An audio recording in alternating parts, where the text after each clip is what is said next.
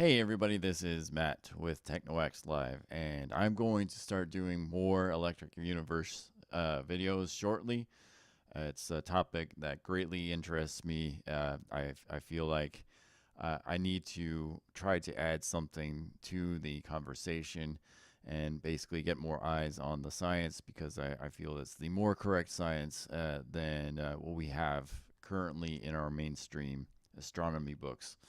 Um, but first, I'm going to do a little bit of an exercise here. We're going to disprove one of Einstein's theories of relativity. And in specifically, we are going to disprove Einstein's special relativity, the special theory of relativity. Here,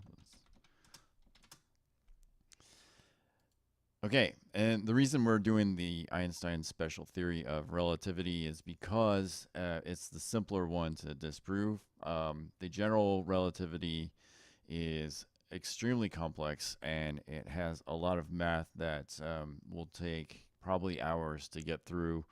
And even like the smartest mathematicians out there, that they basically get headaches trying to go through all the math to basically get to the solution or lack thereof, or point out the logical errors within that theory. So basically, Einstein's special theory of relativity basically starts out with the equation known as the space-time interval, or at least that's what I was able to research out here. And that equation is this. It's basically delta s squared equals negative parentheses the speed of light delta t squared plus delta x squared plus delta y squared plus delta z squared. Okay, that's the space-time interval equation. And x, y, and z are coordinates in a three-dimensional grid, and we'll get to that in a second. T is time, that is the fourth dimension in this equation, and c is the speed of light. It's the constant of the speed of light. And in physics, basically, what we're saying here is that in a vacuum, c basically has the same speed. It cannot go faster, it doesn't go slower, it basically is the same speed. When light hits like the Earth and our atmosphere or water, for instance, the speed of light does change. And we call that diffraction. It changes direction and it changes speed. But in space, theoretically, through a lot of these scientists around Einstein, theoretically, the speed of light is basically constant. And from what I could research here, what I researched here way back in the day, delta S basically compares the distance light travels between the occurrence of the events with their spatial separation. That's how they defined it. It it sounds like it's very complex and it's a little bit vague to understand, but we'll go with that definition because that's what the mathematicians say. And you don't really need to worry about that because even though we have these three instances here, basically what it amounts to is that the mathematicians, they set delta s to 0, delta s squared to 0. We'll go through the three different scenarios here, basically. If delta s squared is less than 0, the spatial separation is less than the distance light travels, and the interval is called time-like. If delta s squared equals 0, the spatial separation is equal to the distance light travels, and the interval is called light-like. And if delta s is greater than 0, the spatial separation is greater than the distance light travels, and the interval is called space-like. All right, clear as mud. It's confusing, and I'll be honest, I don't know the definitions of any of these things in terms of complex mathematics, but it doesn't even matter because for the special theory of relativity, delta s squared is set to 0, right? And that basically means that we are in a light-like separated interval right here. And that also means that this equation right here becomes this right here, where basically delta s squared is set to 0, and basically 0 equals negative c delta t squared plus delta x squared plus delta y squared plus delta z squared. And then they add another event, and they justify this saying, well, if this equation right here is equal to 0, then we can add another event, which is at a different point in space, and call it something slightly different. And what we get is this. Basically, the original equation equals delta c, or I'm sorry, negative parenthesis c delta t prime squared plus delta x prime plus delta y prime squared plus delta z prime squared. You see what I mean? It's basically these are different x, y, z coordinates and a different time, and the speed of light is the same, right? And then when you go through the mathematical sites or a book, they'll basically go through and solve this equation for t and t prime, z and z prime, and what have you. They do some simplification and they do some magical hand waving and all that. But that is irrelevant because you need, like, when I was trying to go through the solutions, and it was basically a headache for me to do it because they go through a lot of steps and there's a lot of like abstract stuff going on. And then I took a lunch and then I was like, well, wait a minute, where did they come up with this equation with? And so you go through and you quickly realize that this is the Pythagoras theorem, right?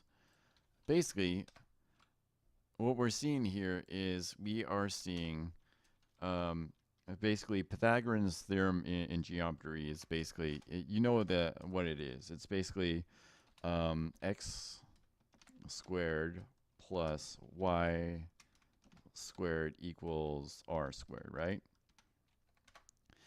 And you can see some of the elements right up here in this equation where you've got like all of these are squared. And if you move this guy to the other side of the equation, then you get this right here. All right, you get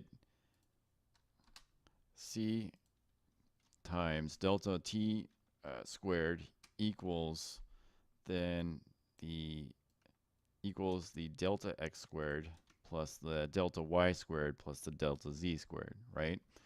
And you can see the similarities here. We got this backwards. Let's actually kind of go like here. So r squared equals x squared plus y squared. The difference obviously is that we've got an extra coordinate here. So this is like the three-dimensional version of the Pythagoras theorem. So all we have to do to correct this is we add z squared here. And you can see it's got the same form. All right. So the problem with this in trying to make this into four-dimensional space, the first problem is that this is not actually in dimensional space. This is not a vector here. This is actually a scalar. In order to produce a scalar out of a vector, you do this equation, basically. So right off the bat, we're not in a vector or any sort of coordinate system here. We've basically added all these elements together. We've done the Pythagoras theorem basically to get basically a radius. So you can easily replace this guy. You can say c times delta t equals r, right? And then all of a sudden you've got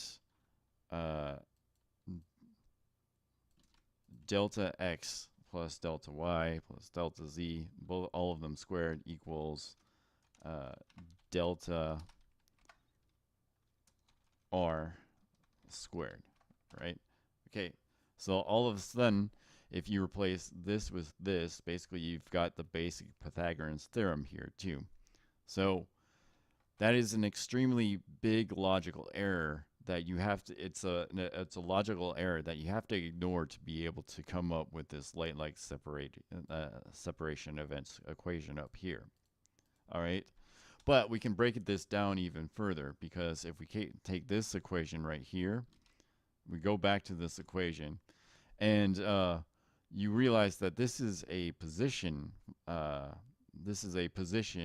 Equation. It's not a speed equation, and that's because that this is the speed of light. So, a speed, even velocity is one has the same units, but a speed has the units of meters per second. If you're in the metric system here, right?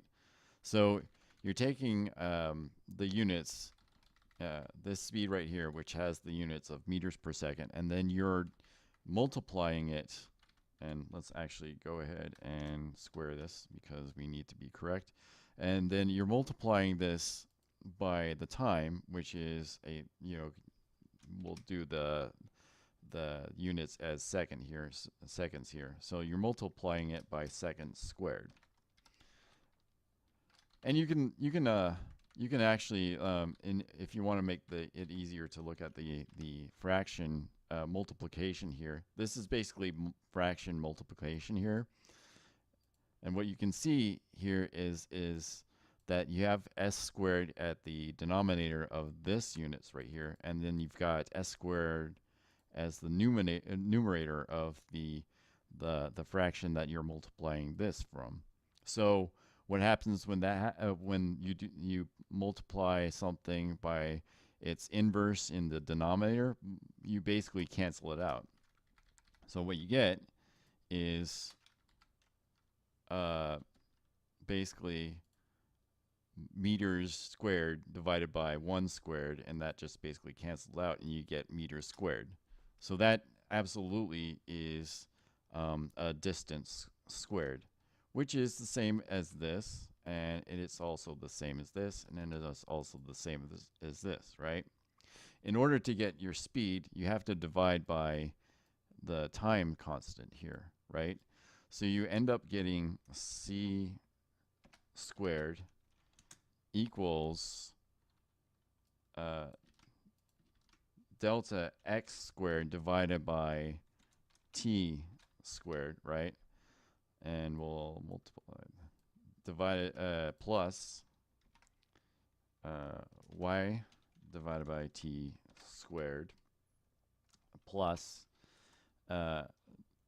delta z divided by t squared. And there you go. And then this is where we really, really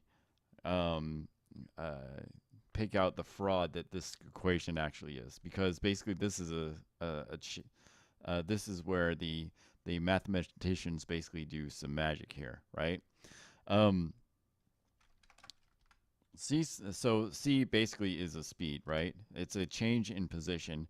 Only what the mathematicians did is basically said, well, this is a constant, so we'll just define it as a number. But really what it is it's basically the radial position change of an object. So you can define c as the change of the position in radial form divided by okay, so delta right over time, right? Because even though even if you can define the speed of light as a constant, it still is a change in position over change of time here.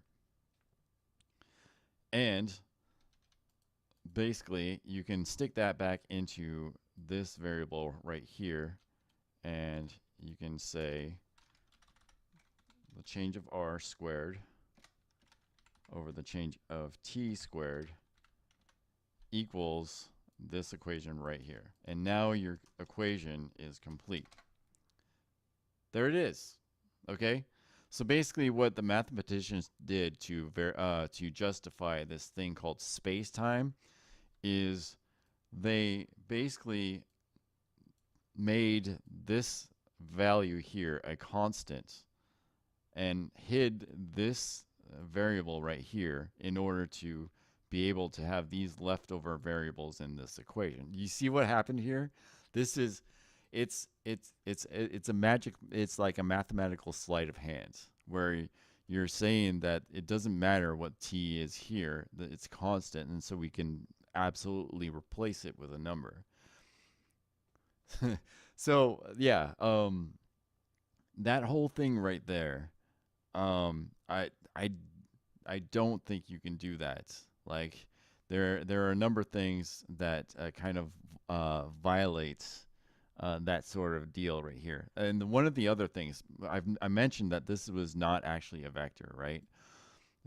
If you wanted to put this into vector form, like this right here, you have to basically add two more coordinates. It's not as simple as saying, well, x squared plus y squared plus z squared equals c squared.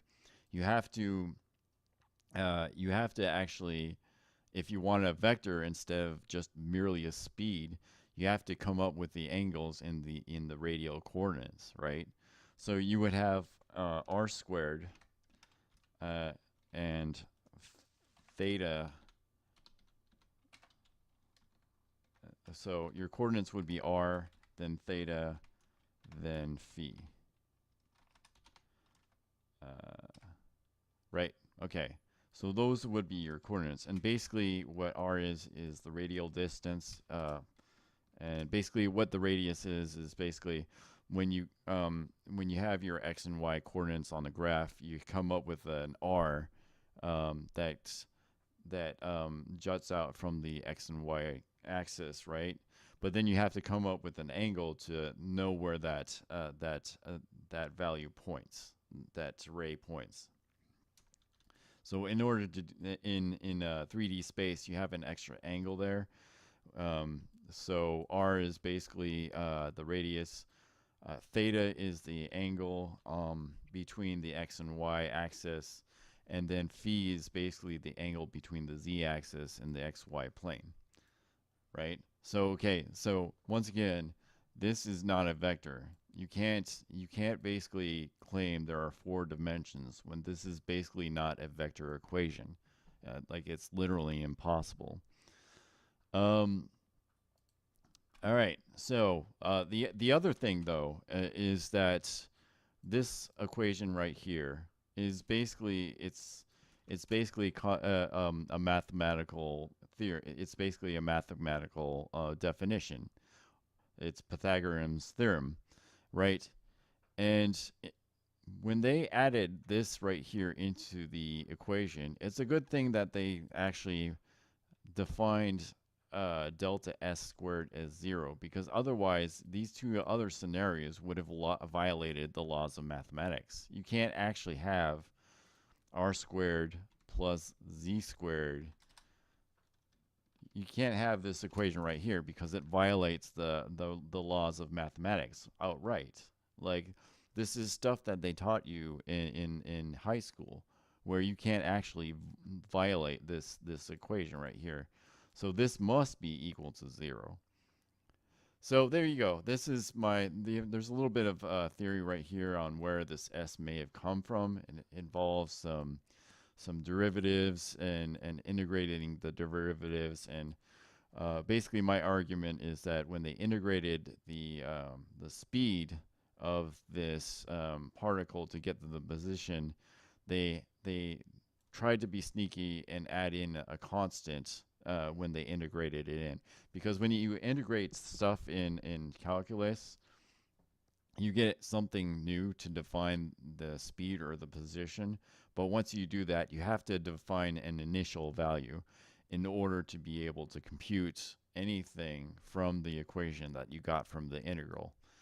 But in any case, that is how it's not a disproving of Einstein in that like he made a mistake in the mathematical side of things. All of this is basically purely logical stuff that he violated in order to be able to get to this point in the equations. So there you go. It's simple, it's logical, and it makes sense to the most of the people that have had basically trigonometry and geometry here.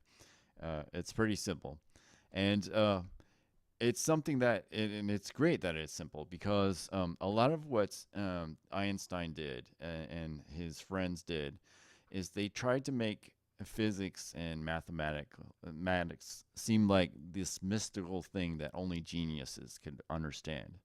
But they added complexity to the universe that isn't necessarily there. And that's the basic gist of they did it so it was harder to question what they did, essentially. So I hope you enjoyed this little presentation here. Let me know if you would like a little bit more, and I will see you guys with more videos in a little bit. Thank you very much.